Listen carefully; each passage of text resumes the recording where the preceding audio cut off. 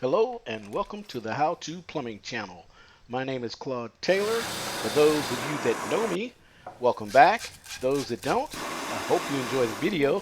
And if you do, become a subscriber and give it a thumbs up. Thank you. And we're going to focus on the supply to the hot water line right here. This is again, this is a drop ear 90, but this one here is 3/4 inch, because there's 3/4 inch that goes into the home water heater.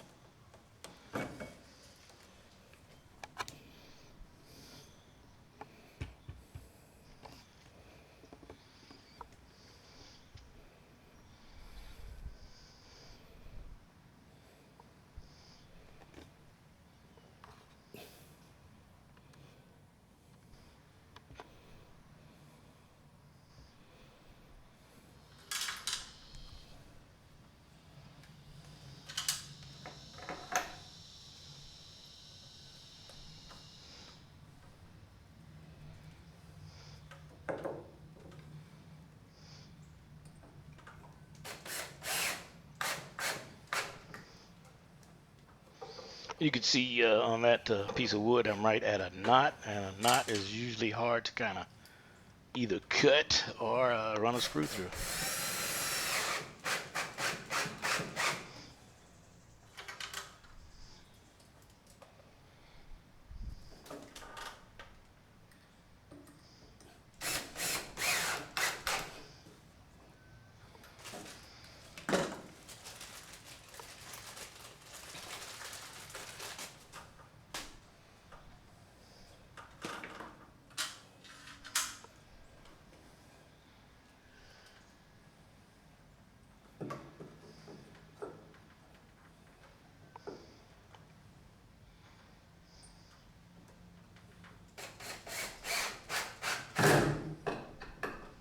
And these are the 3/4 inch galvanized nipples that we will be tying into the water heater once the wall is up and the water heater's in.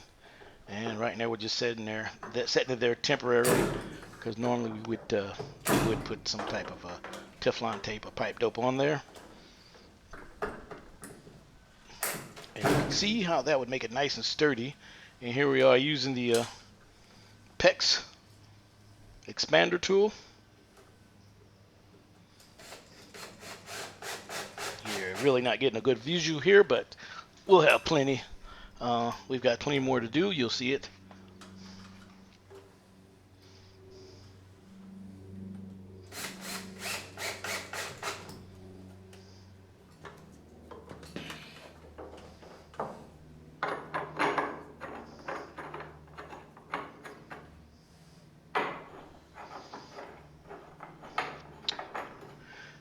And if you do decide to buy some PEX pipe, make sure that you get the Ubenor PEX pipe. I wouldn't recommend using this expander tool with any other type of PEX tubing. Um, some of them are a little more rigid. I just wouldn't recommend it. I actually don't use them, but I noticed the texture and the pipes are different, and I don't know if they expand as well. But keep in mind, Ubenor pipe, and if you're going to use this tool, use Ubenor pipe. Now these pieces of these galvanized pieces that I'm putting in, the nipples, I'm just going to screw it in so tight, and that's about it. And we're going to leave the opening. We're not going to cap it, because I'm going to use a flex line from one to the other to make a complete connection, as if the water heater was in place, but it's not, just so that I can use that to test out the water piping and make sure that there's no leaks. without waiting to have the water heater in place, because we want to check it before any walls or anything is put up. And another great thing about running this Ubenor PEX tubing is that all your fittings, the weakest connection to any pipe or a chain, the weakest connection is going to be at a connection. So there's no connections in the attic itself. When the pipes run across the ceiling, all the connections are down below where you have access to them. So if you're going to have any issues, usually it's going to be at the connections. But with this pipe here, I haven't experienced it. So, and here we're back on the other side of the where the water heater is. This is going to be the kitchen area. So we're going to put our drop-eared 90s here, 1/2 inch again. We're going to use 3 for the kitchen sink, and that is because one hot, one cold to the faucet, and then we have another hot that's going to go to the dishwasher. But they're all going to come out from up under the cabinet right next to each other.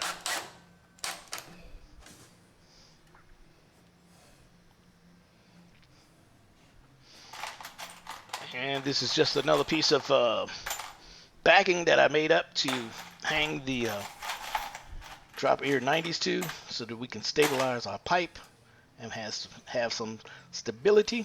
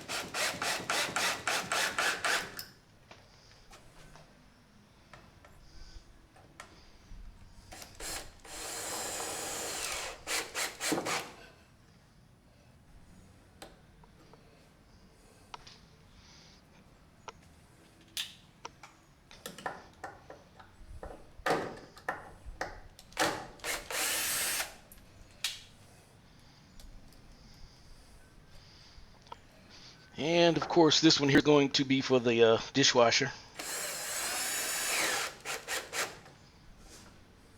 Just keeping it a little bit away from the sink stub outs.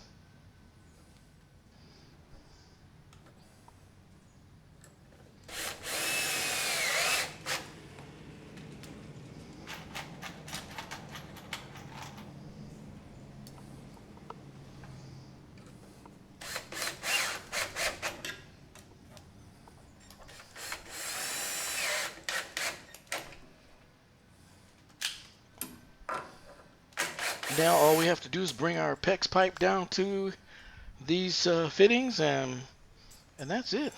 Connect them. That's a lot easier than when we did it back in the day, when we did it in copper and galvanized or any other pipe. It's much easier.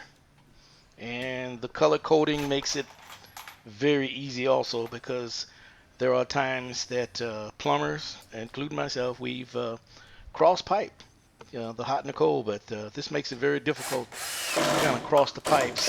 We know that the red's for hot and blue's for cold, so it's kind of hard to mix them. I mean, it's possible,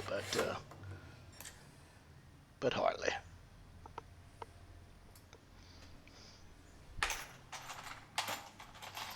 I had a guy ask me on a video why, if you're taking the galvanized pipe out, why would you put galvanized pipe in?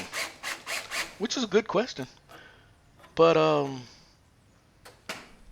my response is I'm not replacing the old galvanized with old galvanized, replacing it with new galvanized. So there's nothing wrong with new galvanized pipe. I mean, if you sit here and imagine trying to run this whole house with galvanized pipe right now, you know it would be very labor intense. But if we're running with the PEX pipe, it's a lot easier, and I am using the galvanized only where it's necessary to make it sturdy. So there's nothing wrong with the galvanized pipe as long as it's new galvanized pipe.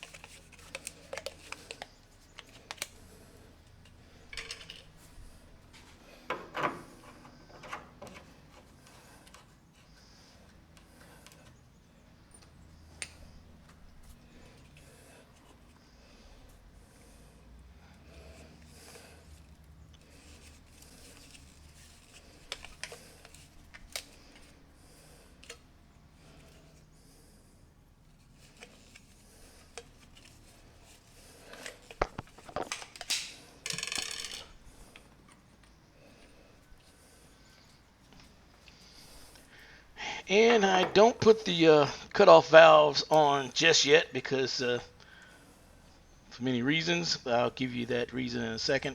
Um, I'm taking that off because it doesn't have a stop on it. I want one with a stop so it doesn't rise up on the pipe itself. And a stop means there's a little ridge in there that keeps it from pushing it back up on the pipe. And you see how the expander works. It expands the pipe, and at the same time it's expanding it. And you notice it makes turns, and that helps it. And there you go. Bam, we're done.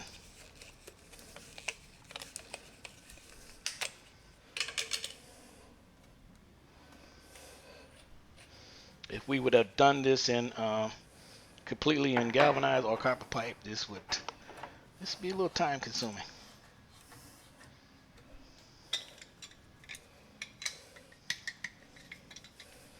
Get out the way.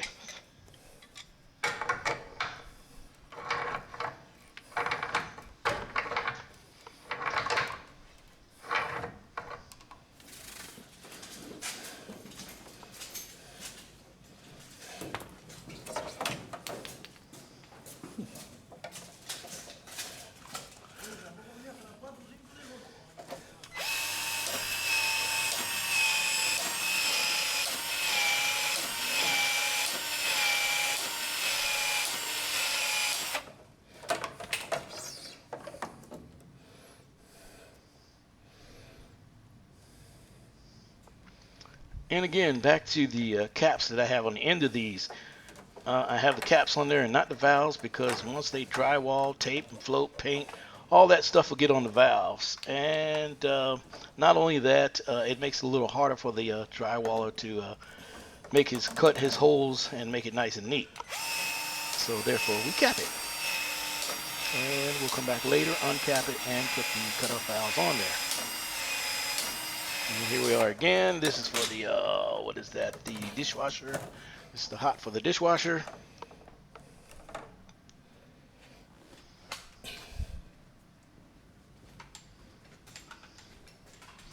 And that's going to be the hot for the kitchen sink, etc. So these little tags come in these are very handy. If you have a box like this and you need a plumber to come to your house and come to work, let them know where this box is. This will save you some time and some money, so he don't have to search around. And it'd be very convenient and cut time down. You don't have to cut it off to the whole house.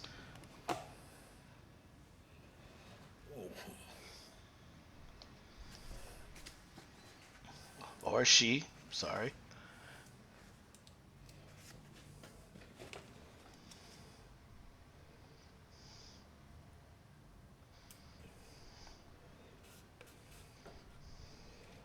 You can see how easy this Monoblock is to work with and connecting these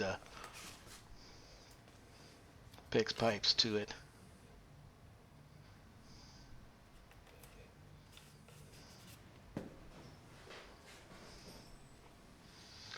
And again, Ubenor, they do have their own Monoblock. this is not an Ubenor Monoblock.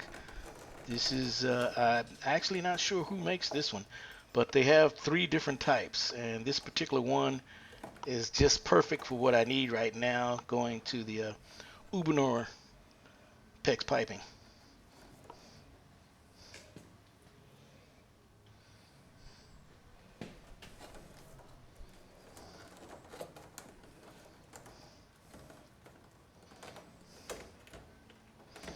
So if you're going to get a Monoblock, make sure you get the right one, because they all look just alike. If you don't look at them closely, you're gonna grab the wrong one. So make sure that you get one that looks like this with the compression fittings, and not the fittings that are already made up for Zern uh, plumbing system.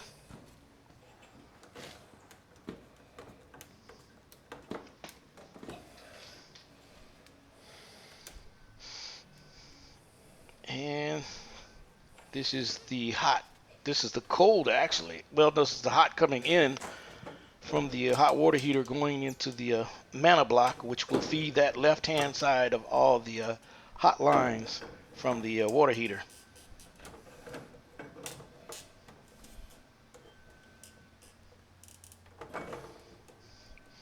And if you're going to use channel lock pliers or anything to tighten this down, you don't want it too tight, just snug enough, because it does have the O-rings where you don't have to really crank down on that.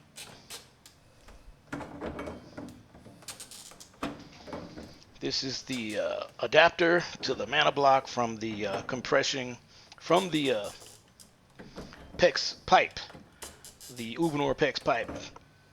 And what we're doing here, it's going to be a compression fitting.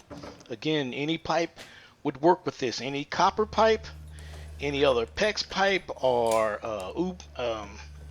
Zern pipe, or even CPVC. By the way, I'm not a strong CPVC type of person. I really just don't care for it myself.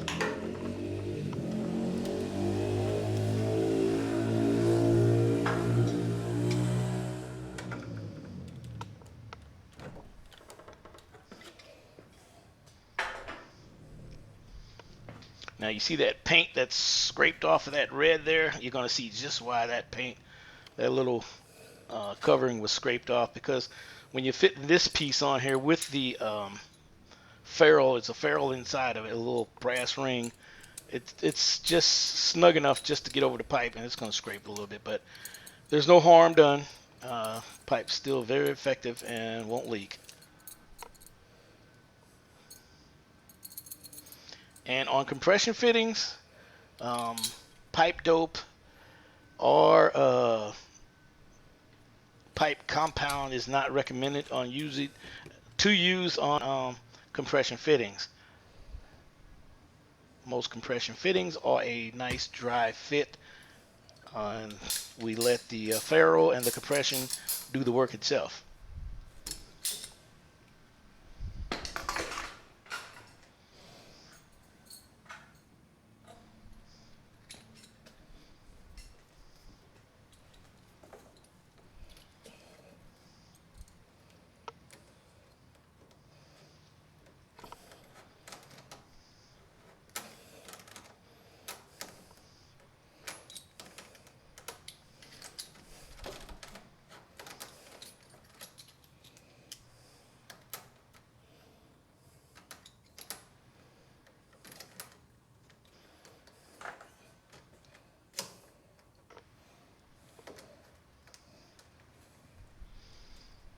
And whenever, ever you're going to thread any kind of connection to plastic piping, be very cautious. Plastic is very easy to cross thread. And you notice I kept going back and forth, back and forth. I went back and forth, and then eventually you feel that groove that it fits right in, then you go for it. But if you don't feel it, if it's tight right at the beginning, no, don't force it.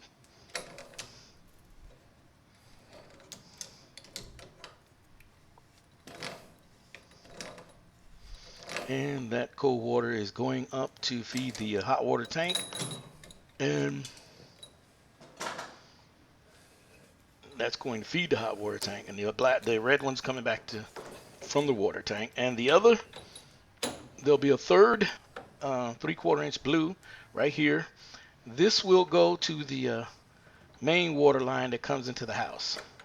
So we're going to splice that right in here.